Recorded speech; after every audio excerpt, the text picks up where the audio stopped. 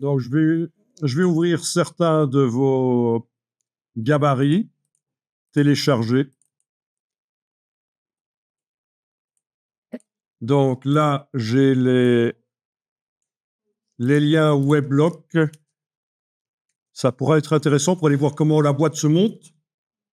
Utile quand on mettra du design dessus. Et là, on a des versions Illustrator. Mais donc, moi, je vais ouvrir celle-là, mais vous pouvez les votes si vous voulez. Ça revient au même. Donc, les fichiers qui viennent de Pagdora. Pagdora.com. OK.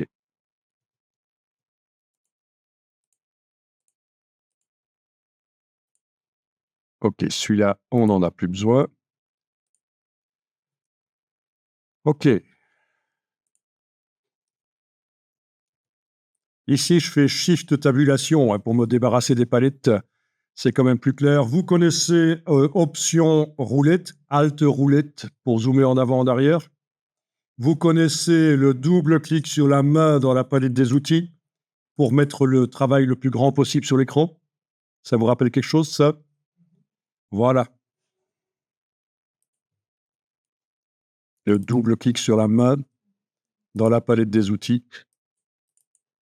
Et alors, on voit que ce qui vient de Pagdora, il y a des informations qui sont là au-dessus, qui peuvent être intéressantes, mais nous, on va les supprimer pour faire les fichiers de découpe, etc.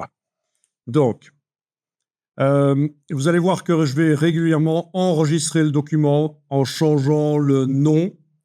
Vous pouvez le faire aussi.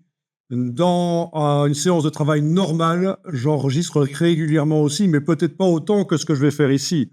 Là, je vais peut-être enregistrer toutes les 2-3 minutes, alors que dans une séance normale, hors d'une formation, j'enregistre toutes les 30 minutes peut-être. Donc, ne vous étonnez pas. Et c'est donc en faisant fichier enregistrer sous. Voilà. Et je vais indiquer à la fin ou au début. Mais tiens, je vais peut-être ici renommer complètement.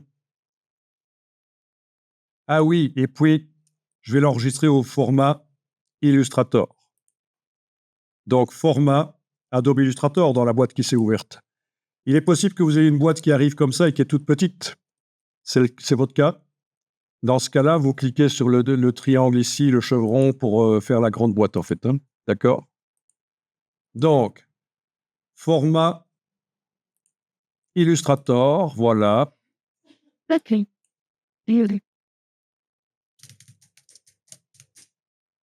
Et je vais mettre un incrément à la fin. Et régulièrement, je vais enregistrer sous le même nom, travail boîte, mais je changerai le numéro, je mettrai 02, 03, etc.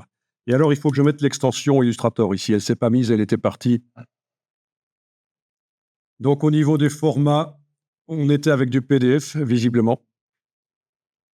Ben, c'est bizarre, ça, d'ailleurs, que ce soit du PDF, qui me propose du PDF, alors que ici, j'ai démarré d'Illustrator, de .ai. Là, vous enregistrez au format Illustrator, ce sera pas plus mal. Voilà.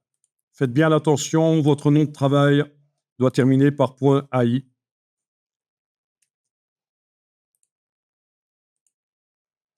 Donc, l'avantage d'enregistrer de temps en temps en changeant le nom, c'est que si vous faites une grosse gaffe, vous aurez au moins le fichier d'avant. On imagine, vous faites une grosse gaffe et vous avez enregistré, fermé, donc la palette historique, vous ne savez plus l'utiliser.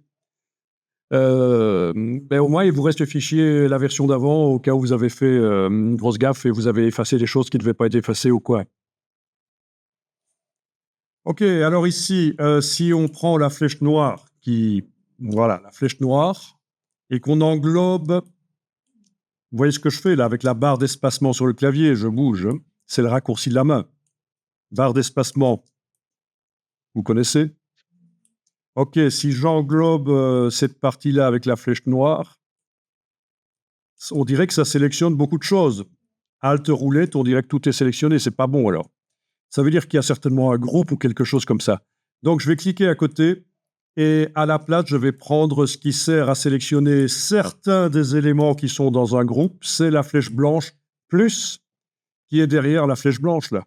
Quand vous gardez le bouton de la souris enfoncé sur la flèche blanche, vous avez la flèche blanche plus. On peut même d'ailleurs les sortir. Hein. Si vous entrez dans le menu comme ça et vous allez jusqu'à la barre verticale, vous avez sorti les deux flèches.